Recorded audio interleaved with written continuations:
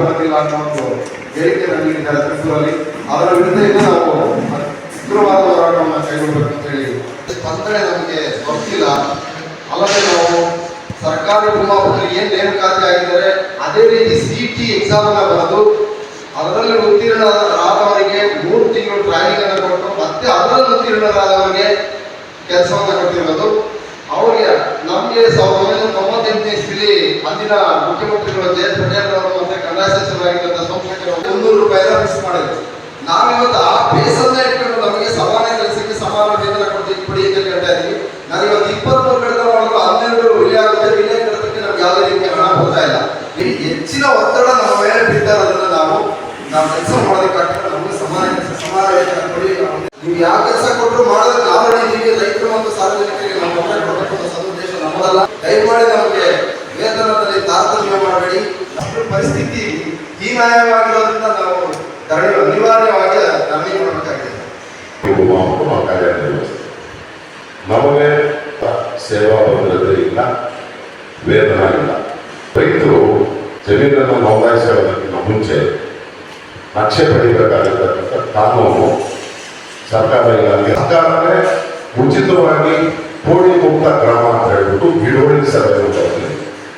ಪೋಡಿ ಮುಕ್ತ ಗ್ರಾಮ ಹೊರತುಪಡಿಸಿ ನಾನು ಹೇಳಿದಾಗ 10 ಬಸ್ ಲೆವೆಲಿ ನಕ್ಷೆ ಸರ್ಕಾರ ಇದಕ್ಕೆ ಕನಿಷ್ಠ ಪಕ್ಷ 1,200 ರೂಪಾಯಿ ಹೆಚ್ಚಂತ ಹೇಳ್ಬಿಟ್ಟು ಆ ಆಕ್ಟ್ ಅಲ್ಲಿ ನಮ್ಮ ಲೈಸೆನ್ಸ್ ಅರ್ಜಿಯನ್ನ ತಗೊಂಡಿದ್ದಾರೆ.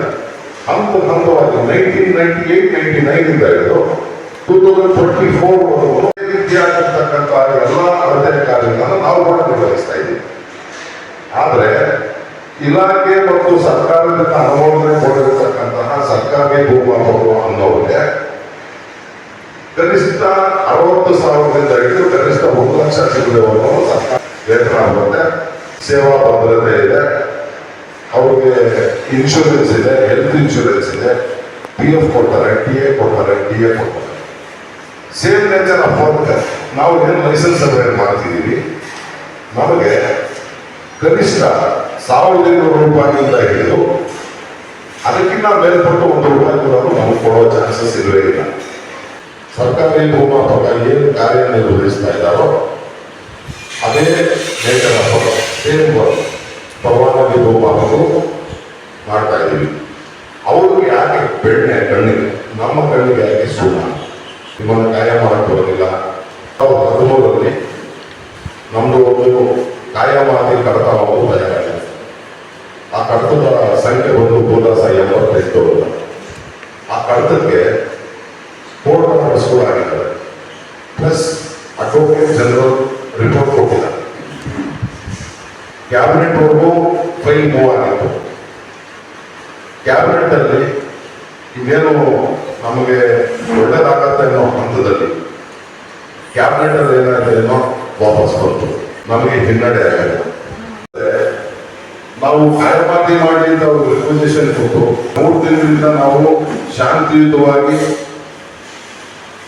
ಮೆರವಣಿಗೆಗಳ ಮೂಲಕ ನಮ್ಮ ಮನವಿಗಳನ್ನು ಮಾಡಿಕೊಂಡಿದ್ದರೂ ಸಹ ನಮ್ಗೆ ಯಾವುದೇ ಫಲಪ್ರದ ಬರೋದಿಲ್ಲ.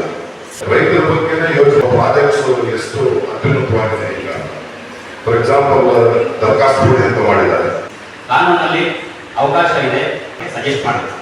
ಅವರನ್ನು ನಾವು ಅವ್ರ ಮಾತನ್ನು ಕೇಳಿ ನಾವು ರೈತನ ವಾಪಸ್ ತಗೋತಿದ್ದ ಅಡ್ವೊಕೇಟ್ ಜನರಲ್ ಆಗಿನ ಕಾಲದವರು ನ್ಯಾಯ ಸಿಗುತ್ತೆ ಅನ್ನೋ ಒಂದು ಉದ್ದೇಶಕ್ಕೆ ನಾವು ವೈಯಕ್ತಿಕ ಕಳ್ಕೊಂಡಿದ್ದೀವಿ. ಈ ಕೆಲಸ ಬಿಟ್ಟು ಬೇರೆ ಯಾವ ಕೆಲಸ ಮಾಡಕ್ ಆಗ್ತಾ ಇಲ್ಲ. ನಾವು ಮಾಡಿರುವಂತ ಫೈಲ್ನ ಅವರು ಸ್ಕೂಟಿ ಮಾಡ್ತಾ ಇದ್ದಾರೆ. ನಾವು ಕೆಲಸ ಮಾಡಿಕೊಂಡು ಇಲಾಖೆನ ಬಿಟ್ಟುಕೊಡದೆ ನಾವು ಸಾರ್ವಜನಿಕರ ಕೆಲಸ ಮಾಡ್ಕೊಂಡು ಬರ್ತಾ ಇದೀವಿ. ಆದ್ರೂ ನಮ್ಗೆ ಸರಿಯಾದ ಸಂಭಾವನೆ ಇಲ್ಲ.